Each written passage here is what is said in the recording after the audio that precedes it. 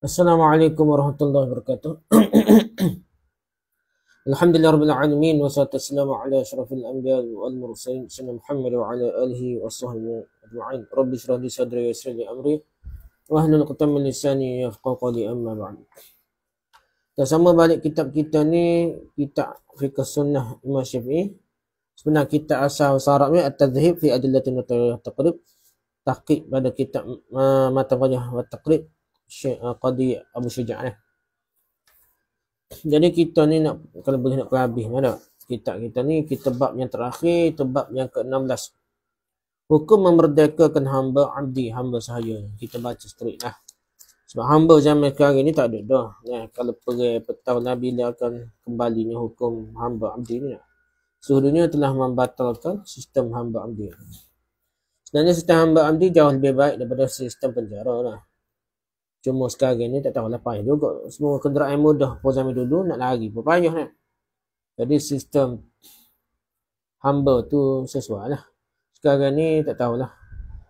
Undang-undang dunia kenderaannya semakin mudah, orang nak lari pun mudah, jadi payah. Tak kawal juga ni. Sedangkan sistem hamba ni boleh mengurangkan beban kerajaan dan kerajaan tak perlu tanggung. Nak pera penjenayah, nak pera hamba ke apa. Jadi masing-masing nak pera ni tak? Jaga tak? Jadi sekarang ni kita pergi pada hukum memerdekakan hamba abdi, hamba sahaya ni. Maksud memerdekakan di sini adalah menghilangkan status pemilikannya, milik hamba tu lah, dari orang lain dan membebaskannya dari perhambaan. Dengan niat beribadah pada Allah SWT. Walaupun Islam membenarkan penghambaan, tapi Islam membuka seluas-luasnya pintu kemerdekaan. Anjuran memerdekakan hamba ini banyak sekali lah di dalam Al-Quran dan dalam hadis. Firman Allah Taala, "A'udzubillahi minasyaitonir rajim, falaqtahamal aqabah wa ma adraka mal aqabah, fakkur qabah." Artinya tetapi dia tiada menempuh jalan yang mendaki lagi sukar. Al-Aqabah. Tahukah kamu apakah jalan yang mendaki lagi sukar itu? Iaitu melepaskan hamba dari perhambaannya. Fakkur qabah. Surat Balak ayat 11 yang ketiga. Jadi jalan sukar ni, jalan payah lah dulu nak bebas hamba ni, sukar lah. Tapi pahala sangat besar lah. Juga ayat-ayat tentang kafarah ni, denda-denda ni, seperti ayat tentang pembunuhan. Ada denda dia, zihar dah. Ada kafarah dia, sumpah ada kafarah dia, ada yang bebaskan hamba. Dan lain yang telah dihuraikan pada bahasa-bahasa sebelum ni. Adapun dalil dari hadis Rasulullah SAW adalah seperti hadis Bukhari 2331 dan Muslim 1509 dari Abu Hurairah, dia berkata bahawa Rasulullah SAW bersabda, "Ayyuma rajulin a'taqa imra'an musliman istanfadallahu bikulli udwin minhu minan nar." Artinya sesiapa pun yang memerdekakan hamba sahaya, hamba abdi ni yang beragama Islam, bebas hamba beragama Islam ni, maka Allah akan membebaskan setiap anggota tubuhnya dari api neraka. Kena masuk Islam dulu dah, baru boleh bebas dah. Sebagaimana ia memerdekakan setiap anggota tubuh hamba sahaya tersebut. Jadi boleh bebas api neraka dengan sebab bebaskan hamba supaya orang itu jadi merdeka, tidak terikat jadi hamba lah. Abu Daud 3966 dan lain meriwayatkan dari Amr bin Abbas radhiyallahu anhu, ia berkata, aku mendengar Rasulullah SAW bersabda, "Man a'taqa raqabatan mu'minatan kanat fida'ahu minan nar." Artinya barang siapa yang merdekakan seorang hamba sahaya yang beriman, maka itu akan menjadi tebusan baginya dari api neraka. Hamba sahaya di sini mencakupi hamba sahaya lelaki dan wanita. Bahkan ulama-ulama besar ni, kalau kita tengok sejarah ni, memanglah ulama-ulama kepada kalangan hamba abdi ni. Hamba kepada sahabat dia ajar begitu rupa sehingga jadi alim.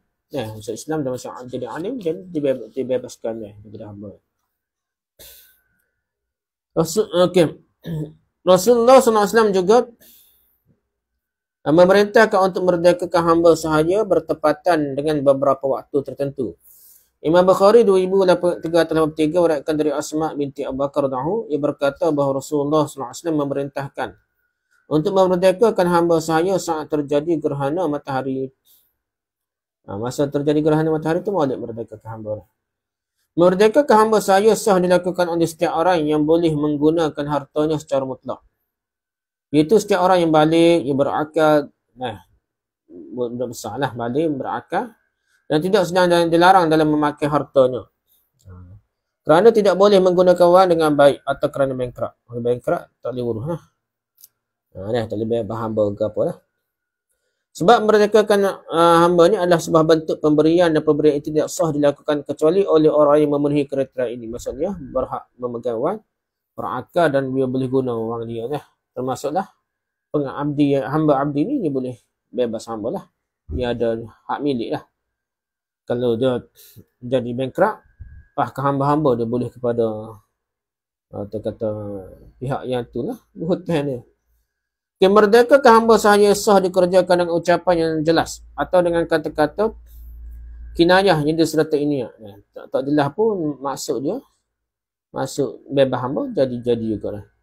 Itu seperti setiap ungkapan yang mengandungi erti penghapusan pemilikan, hapus milik hamba lah, atau pembebasan. Seperti aku tidak memiliki kuasaan lagi atasmu lah. Tak memiliki kuasaan atasmu maksudnya bebas lah, jadi merdeka. Atau engkau bebas, maksud merdeka juga. Engkau tidak wajib lagi melayaniku. Jadi maksud kinayah tu, tapi maksud dia bebas juga tak? Dan lain-lain lagi. Apabila seorang merdekakan separuh dari hamba sahaya, maka ia dianggap telah merdekakan hamba sahaya itu. Kita boleh separuh bebas, separuh tak bebas. Kalau sebut separuh maksudnya seluruh bebas. Apabila ia merdekakan hamba sahaya yang menjadi bahagiannya dalam sebuah pemilikan bersama-sama. Ini milik bersama-sama.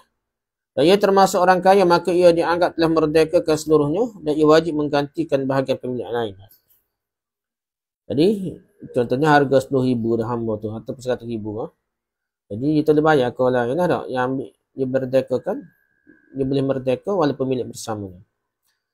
Jika ia bukan orang yang kaya yang sanggup menanggung bahagian pemilik yang lain, maka ia cukup merdekakan semula bahagian menjadi haknya dah.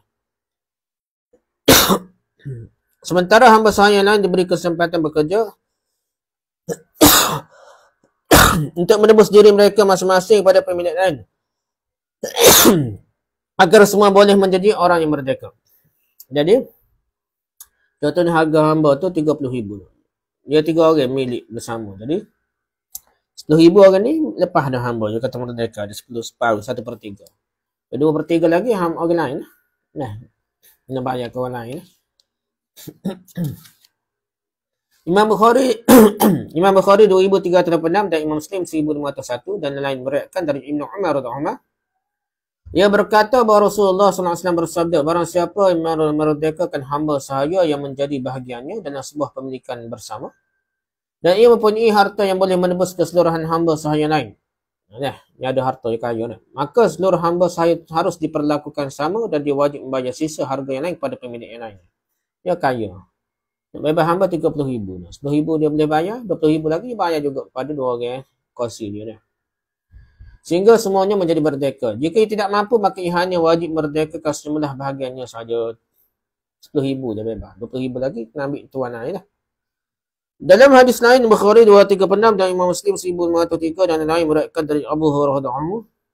Bahasanya Rasulullah SAW bersabda, barang siapa merdekakan bahagiannya dalam pemilikan bersama, maka dia mestilah membayar harga hamba sahaya yang naik sekaligus. Kalau dia kaya, kena bayar belakang. Namun jika dia tidak sanggup, maka masing-masing hamba sahaya mestilah diperlakukan sama, lalu disuruh bekerja untuk menebus kekurangan harta, untuk merdekakan mereka semua dengan tidak terlalu memberatkannya. Jadi 2 orang lagi tua dia tu, jangan memberatkan lah. Buat keringan-keringan dah, mudah-mudah. Apabila orang yang memiliki separuh bahagian diperintahkan untuk merdekakan hamba sahaya lain, apalagi jika seluruh hamba sahaya itu adalah miliknya sendiri. Pada siapa memiliki hamba sahaya yang ternyata itu adalah ayahnya sendiri atau anaknya sendiri, maka secara automatik itulah merdekakannya. Dia boleh hamba ayah dia kena perai-perai kalah nak duduk dengan orang lain jadi hamba. Dia apa? Kaya duduk, dia beli automatik merdeka lah, gitulah. Anak dia pun gitu juga. Artinya barang siapa yang memiliki hamba sahaya berupa orang tuanya atau seterusnya ke atas, tok nenek dia, ayah dia tok nenek ke atas, baik datuk maupun nenek, atau keturunannya dan seterusnya ke bawah anak cucu-cucu dia, seperti cucu lelaki dan cucu perempuan, maka mereka itu automatik menjadi merdeka sejak hari pemilikannya. Dia beli automatik jadi merdeka dah, bukan jadi hamba dah. Dia beli daripada orang lain, daripada tua hamba tu, ayah dia ke, anak dia, cucu dia ke apa, jadi dia beli tu bebas lalu. Jadi merdeka lalu. Imam Muslim 1510 dan lain meriwayatkan dari Abu Hurairah radhiyallahu anhu berkata bahawa Rasulullah sallallahu alaihi wasallam bersabda, "La yajzi waladun walidan illa ay yajidahu mamlukan fayashtariyahu fayu'tiqahu." Artinya seorang anak tidak akan boleh membalas budi orang tuanya kecuali dah seorang anak yang menemukan orang tuanya berstatus hamba sahaya, hamba abdi. Lalu yang membelinya dan memerdekakannya. Bagulah boleh balas jasa dah. Artinya pembelian itu menjadi sebab kemerdekaannya. Maka dia menjadi merdeka sesaat setelah pembelian tanpa memerlukan lafaz merdeka yang baru. Automatik. Sebabnya tidak layak dah hamba ayah jadi hamba pada anak dia dah.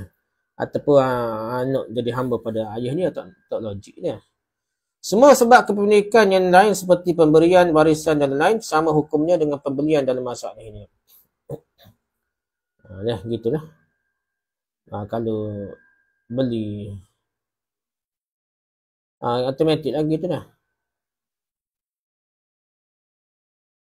Pembelian dalam hamba serupa dengan pembelian untuk anak kau apa automatik lah. Sedangkan kewajipan merdekakan anak keturunan disamakan dengan merdekakan orang tua kerana keduanya sama-sama sebahagian dari orang yang memiliki dia. Jadi hak milik dia, ayah dia, untuk nenek dia, anak cucu dia, semua tu milik orang tu lah. Jadi seorang anak adalah sebahagian dari orang tua dan orang tua adalah sebahagian daripada anak.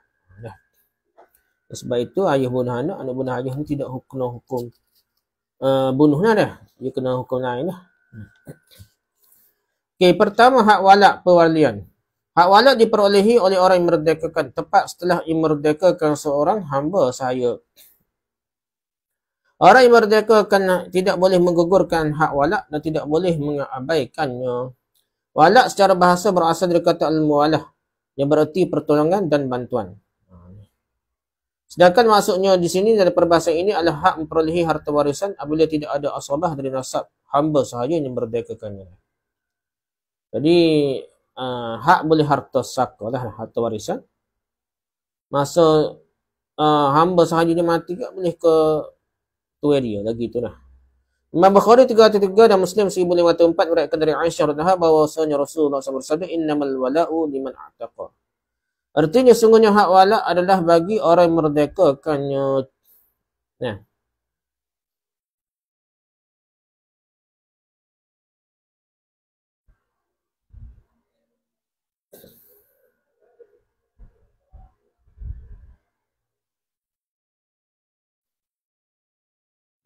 Walak sama kedudukannya dengan asabah. Jika asabah tidak ada, yakni orang yang merdekakan berhak memperolehi apa yang diperolehi asabah dari nasab keturunan. Dia bebas hamba dia ni tak tahu keluarga mana ke apa, jadi kalau mati hamba tu boleh kepada tuan dia baliklah harta tu lah. Gitulah. Tak ada nasab keturunan apa dah. Seperti hak mendapatkan warisan wali pernikahan menuntut diat dan lain-lain tu, jadi boleh kepada tuan hamba lah. Sebab dia terputus dari keluarga dah. Begitulah. Al-Hakim jilid 4 musa 341 meriwayatkan dan ia mensahihkan sanadnya yang berkata bahawasanya Rasulullah SAW bersabda al-wala'u lahmatun kalahmatul nasabi. Artinya hak walak itu sama dengan hak darah daging dari segi nasab dah. Jadi harta saka apa ni boleh pada anak cucu keturunan dia dah. Begitu juga tuan hamba kepada hamba tu boleh harta pusaka daripada hamba dia mati dah. Darah daging artinya karib kerabat. Hak walak ni boleh berpindah dari orang yang merdekakan pada kaum lelaki lain dari asabahnya. Sebetulah ia meninggal dunia dah. Tuan dia pun mati dah. Hamba saya ni tak ada keluarga ke apa, tiba-tiba mati juga dah. Jadi berpindah pada anak cucu tuan dia lah. Gitu dah. Tentu urutan asabah dalam walak sama dengan urutan asabah dalam hukum waris. Iaitu asabah yang lebih dekat, lebih utama daripada asabah yang lebih jauh. Gitu dah. Anak dulu sebelum orang lain gitu dah. Hak walak tidak boleh diperjualbelikan dan dihibahkan. Tak boleh pindah ke orang lain lah. Tuai dia boleh lah. Tuai asal dia. Walaupun tuai dia membebaskan dia dah. Imam Bukhari 2398 dan Imam Muslim meriwayatkan dari Ibnu Umar radhiyallahu anhu yang berkata Rasulullah SAW melarang jual beli walak dan menghibahkannya tak boleh. Beli hadiah pada orang lain tak boleh. Yang kedua, hamba sahaya mudabbar. Ada hamba sahaya mudabbar ni. Barang siapa berkata kepada hamba sahaya, jika aku meninggal dunia maka engkau menjadi merdeka. Dah ibu syarat gitu. Kalau aku mati merdeka. Maka ia telah menjadikan hamba sahayanya berstatus mudabbar, artinya dia menjadi merdeka apabila tuannya meninggal dunia. Dah, dia bersyarat gitu, dia bunuh kau tu. Tapi tak boleh lah, ada bunuh tak boleh. Tapi kalau dia mati tuan dia, maka dia merdeka lah. Hamba sahaya mendabar yang merdeka setelah tuannya meninggal dunia termasuk ke dalam sepertiga harta yang ditinggalkan mayat. Setelah dikurangkan belanja pengurusan jenazah, pelunasan hutang dan lain, nah 1/3 tu tak boleh lebih lah harga hamba tu daripada 1/3 harta peninggalannya. Kerana akad mendabar termasuk pemberian yang berkaitan dengan kematiannya. Sehingga ia termasuk dalam wasiat yang hanya boleh dikeluarkan dari 1/3 harta warisan sahaja. Jadi harga hamba tu jangan lebih 1/3. Tidak, kena bayar jugalah kepada warisannya. Pada anak cucu si mati dah, tuan si mati dah. Ibn Umar radhiyallahu anhu menuturkan hamba sahaya mudabar termasuk 1/3 harta warisan. Ada doktor jilid 4 masalah 38. Jadi hamba sahaya tu harga nilai dia tu jangan lebih 1/3. Kalau kurang daripada 1/3 beres. Kalau lebih 1/3 nilaian hamba mudabar tu maka dia kena bayarlah pula pada anak cucu dia lebih-lebih. Ucapan baginda ini tidak disanggah oleh seorang pun dari sahabat sehingga sudah menjadi ketetapan ijma' lah. An-Nihayah jilid 3 muka 116. Pemilikan hamba sahaya mudabar boleh menjual hamba sahaya mudabarnya ketika ia masih hidup. Sehingga akad mudabarnya menjadi batal. Kalau jual pada orang lain batal lah. Kata mu ni kalau mati bebas lah mu dah. Otomatik bebas. Tiba-tiba tak ada mati jual pada orang lain. Jadi boleh lagi lah. Terbatal lah akad mudabar dia. Imam Bukhari 2034 dan Imam Muslim 997 meriwayatkan dari Jabir bin Abdullah radhiyallahu anhu ia berkata, ada seseorang yang ingin merdekakan hamba sahayanya ketika ia meninggal dunia, akad mudabar lah. Namun tiba-tiba ia sangat memerlukan wang lah. Tak dia mati, nak duit. Maka Nabi SAW mengambil hamba sahaya itu dan berkata, siapa yang mahu membelinya dariku? Lalu Nu'aim bin Abdullah radhiyallahu anhu membelinya dengan harga tertentu dan Rasulullah SAW menyerahkan wangnya kepada orang itu dah. Jadi tak sempat merdeka, Nabi pula beli. Lepas tu bebas juga kot. Gitu lah. Ceritanya dia tidak bebas dengan mendabar tu tak. Bebas dengan yang orang tuai baru dia merdekakan. Hukum hamba sahaya mendabar ketika tuannya masih hidup sama dengan hukum hamba sahaya lainnya. Hukum hamba sahaya mendabar ketika tuannya hidup sama dengan hukum hamba sahaya lainnya, yang tuannya boleh menjualkannya, menghibahkannya dan lain-lain seperti yang tadi dipaparkan. Jadi walaupun yang mudabar jadi kalau aku mati, membebas daripada perhambaan, tapi ia masih ada hak pemilikan, dia boleh jual lagi dia, walaupun ia jadi dah. Yang ketiga, hamba sahaya mukatab. Mukatab yang berasal dari kata kitabah yang secara bahasa berarti menggabungkan. Sedangkan menurut istilah syar'i, adalah akad memerdekakan hamba sahaya dengan tebusan dari hamba sahaya tersebut dengan syarat-syarat tertentu dah. Dia bayarlah. Dia buat kerja, dia bayar kepada tuan dia dah. Namakan demikian kerana pemiliknya menggabungkan harta tebusannya sedikit demi sedikit sampai hamba sahaya tersebut merdeka. Bayar ansur dah. Akad mukatab disunatkan apabila seorang hamba sahaya memintanya dan ia dapat dipercayai serta mampu mencari penghasilan. Boleh buat kerja sendiri dah. Allah Ta'ala firman, وَالَّذِينَ يَبْتَغُونَ الْكِتَابَ مِمَّا مَلَكَتْ أَيْمَانُكُمْ فَكَاتِبُوهُمْ إِنْ عَلِمْتُمْ فَيْفِيهِمْ خَيْرًا. Artinya ada hamba-hamba yang kamu miliki yang menginginkan perjanjian, hendaklah kamu buat perjanjian dengan mereka jika kamu mengetahui ada kebaikan pada mereka. Surah ayat ketiga. Jadi dia nampak baik juga, kita nak bebas ni, kita nak tapi ada perjanjian, bayar berapa-berapa baru bebas dah. Itu mukatab lah, ada perjanjian. Akad mukatab tidak sah kecuali dengan tebusan harta yang diketahui hingga batas waktu yang ditentukan. Paling minima 2 kali ansuran. 2 kali ansuran banyak pun tak apalah. Paling kurang 2 kali ansuran. Apabila akad mukatab telah disepakati, maka ia wajib dijalankan oleh pemilik hamba sahaya, tidak boleh dibatalkan. Tak boleh lah, boleh tarik balik dah. Sedangkan, tapi tak, dia boleh mudabar dah. Mukatab tak boleh dah. Sedangkan bagi seorang hamba sahaya tidak wajib. Artinya ia boleh membatalkan akad ini bila-bila masa saja, baik ia dalam keadaan secara ansuran maupun tidak. Kerana akad ini dibuat untuk kemaslahatannya dan kebaikannya. Tuan dia tak boleh tarik balik, tapi hamba tu dia boleh tarik balik untuk saya. Baik duduk dengan tuan lah. Daripada kerja sendiri dah. Jika ia membatalkannya, maka ia berhak mendapatkan kembali harta yang telah dibayarkan. Bayar sikit-sikit 100, 200 ke apa, tiba-tiba dia kata batal, malah dia ada jadi hamba seumur pun dah. Jadi dia boleh ambil duit balik, duit yang dia telah beri pada tuan dia untuk bayar kemerdekaannya tadi. Seorang pemilik wajib untuk menurunkan harga kesepakatan selama hal itu dapat meringankan hamba sahayanya mengansur harga tebusan dirinya. Walaupun jadi cuma tu, Tapi dia boleh turunkan harga ikut sepatannya kerana nak tolong itu. Allah Ta'ala firman, wa atuhum mimma lillahi allazi atakum. Artinya, dan berikanlah kepada mereka sebahagian dari harta Allah yang dikurniakannya kepadamu. Surah Nur ayat 33. Seorang hamba sahaya mekatab belum boleh disebut merdeka sebelum melunasi seluruh tubusan dirinya. Kena bayar berapa lah, kalau janji 10,000 ke 1,000, kena bayar berhabis barunya. Jadi bebas. Selagi tak habis, lagi tu dah tak bebas. Abu Daud 3,958 meriwayatkan dari Abdullah bin Amr radhiyallahu anhu bahwasanya Nabi SAW bersabda, al-mukatabu 'abdun ma baqiya 'alaihi min mukatabatihi dirhamun. Artinya seorang hamba sahaya mengkatab tetap dianggap sebagai hamba meskipun yang tersisa dari ansurannya tinggal 1 dirham sahaja pun tetap dia dianggap masih hamba lagi dan tak lepas lagi. Kena bayar perhabis baru lepas daripada perhambaan. Yang keempat, hukum umum walad. Apabila seorang tuan melakukan persetubuhan dengan hamba sahaya wanitanya. Lalu hamba sahaya wanita tersebut hamil dan melahirkan bayi atau janin yang berbentuk rupa manusia, maka tuannya haram menjualkannya dan menggadaikannya atau menghibahkannya haram. Selain itu, hamba sahaya tersebut berstatus umum walad.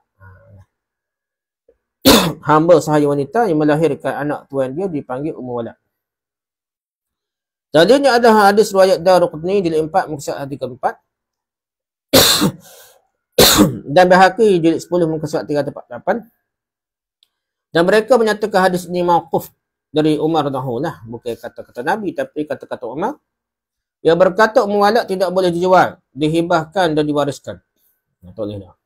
Tuannya boleh bersenang-senang dengannya selama ia masih hidup, dan jika ia meninggal dunia, tuan dia mati, maka umum walad itu automatik merdeka dah. Dia macam isteri dah dia tak jadi hamba, betul lah, hamba special, hamba macam isteri. Tapi dia bukan isteri juga, tapi dia macam isteri, dia tak boleh. Dia tidak terikat dengan orang isteri lah, dia lebih lagi tak apa dah, hamba dah. Dan dia ni boleh automatik merdeka kalau dia suami dia tuan dia tu, suami dia tu, tuan dia tu mati dah, maka terbebaslah dia dah. Jadi merdeka. Ibn Qatam menyatakan hadis ni marfu'. Ada kata marfu', kata Nabi, ada kata mauquf, kata-kata Umar saja dah. An-Nihayah. Nihayah mana? Tahu ni tak? Jilid 3 muka surat 101. Nihatul Matlab. Tahu lah. Imam Malik jilid 2 muka surat 776 meriwayatkan dari Umar bin Khattab radhiyallahu anhu yang berkata, jika seorang hamba sahaya wanita melahirkan anak tuannya, maka dia tidak boleh dijual. Tidak boleh dihibahkan, dihadiahkan dan tidak boleh diwariskan. Tak boleh diwarisi pada anak tu, tak boleh. Tuannya boleh bersenang-senang dengannya selama hidupnya. Apabila ia meninggal dunia, maka hamba sahaya tersebut automatik merdeka dah. Tak boleh diwarisi pada anak cucu, tak boleh lah, dia jadi merdeka lah. Seorang umum walad boleh diperlakukan selayaknya hamba sahaya lain dan boleh digali oleh tuannya. Apabila tuannya meninggal dunia, maka ia merdeka dan perhitungannya diambil dari harta tuannya sebelum hutang-hutang dan wasiat dibayarkan. Dan apabila ia memiliki anak dari selain tuannya, maka anak tersebut juga automatik merdeka dengan merdeka ibunya. Bukan mak saja dah, anak-anak dia, anak orang lain pun merdeka juga dah. Apabila seorang lelaki merdeka menikahi hamba sahaya wanita orang lain dan bersetubuh dengannya,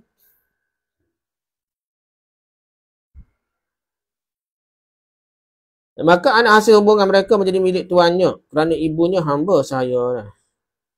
Secara automatik pula anaknya juga mengikuti status ibunya lah, bin mak dia, bukan bin pak dia lah. Apabila seorang lelaki merdeka bersetubuh dengan hamba sahaya orang lain kerana keliru, tak sengaja tukar, seperti mengira bahawa itu adalah hamba sahayanya sendiri atau isterinya, maka anak hasil hubungan itu menjadi merdeka. Dan ia mesti mengganti nilai harga anak tersebut kepada tuan hamba sahaya yang digalinya tersebut lah. Kena bayar lah. Apabila seorang lelaki merdeka memiliki hamba sahaya wanita yang telah ia ceraikan sebelumnya dan telah bersetubuh dengannya, maka hamba sahaya tersebut tidak menjadi umum walad bila melahirkan hasil hubungan mereka sebelum perceraian. Contohnya, seorang lelaki merdeka menikah dengan hamba sahaya wanita orang lain dan telah melakukan persetubuhan dengan hamba wanita tersebut lalu melahirkan anak, namun setelah melahirkan ia menceraikannya. Kemudian ia memiliki hamba sahaya mantan isterinya tersebut, mantan tu hamba sahaya tadi lah, bekas isteri dia, dengan cara membelinya pula dan pemberian tuannya, maka hamba sahaya itu tidak automatik menjadi umum walad lagi dah. Pasal dia bekas hamba orang lain dah. Seorang hamba sahaya menjadi wanita menjadi walad kerana persetubuhan yang dilakukan tuannya sendiri, meskipun secara keliru atau secara tersalah sekalipun. Pendapat ini menurut salah satu pandangan mazhab Syafi'i wallahu alam. Hanya sahaja pendapat ini sebenarnya lemah. Pendapat yang lebih kuat adalah seorang hamba sahaya tidak menjadi walad sebelum melakukan persetubuhan dengan tuannya dan melahirkan anak dari hasil hubungan tersebut ketika menjadi hamba sahayanya. Ya. Setubuh tak lagi. Tapi kalau melahirkan anak, baru dah boleh jadi walad dah. Bukan setakat setubuh saja. Tidak sekadar setubuh. Penulisan kitab ini selesai dengan pertolongan Allah SWT. Semoga selawat dan salam sentiasa Allah SWT curahkan pada junjungan kita Nabi Muhammad SAW. Walhamdulillah Rabbil Alamin. Segala puji hanya milik Tuhan. Tuhan seluruh sekalian. Habislah kitab ni. Dah rujukannya kitab Sahih Bukhari. Lepas tu kitab Sahih Muslim, Darul Ihya Al-Arabi, Perbitan Isa Babi Al-Halabi, Tahqiq dan Ta'liq Muhammad Fuad Abdul Baqi. Lepas tu kitab Jami' As-Saghir karangan Imam Suyuti. Lepas tu kitab Sunan Najah, Terbitan Isa Babi Al-Halabi, Ta'liq dan Tahqiq Muhammad Fuad Abdul Baqi. Lepas tu kitab Sunan Abu Daud, Terbitan Ustaz Azad Ubaid Ad-Du'as beserta ta'liqnya. Lepas tu kitab Sunan Tirmizi, Terbitan Ustaz Azad Ubaid Ad-Du'as beserta ta'liqnya 13 Hijrah hingga 9 Masih yang sudah dilengkapi penomboran hadis. Dan penyebutan nombor hadis untuk rujukan ini sesuai dengan nombor turutan hadis kitab ini. Itu dia kitab Sunan Nasa'i, kitab Sunan Daraqutni, Sahih Abdul Hashim Yamani Al-Madini Dawud.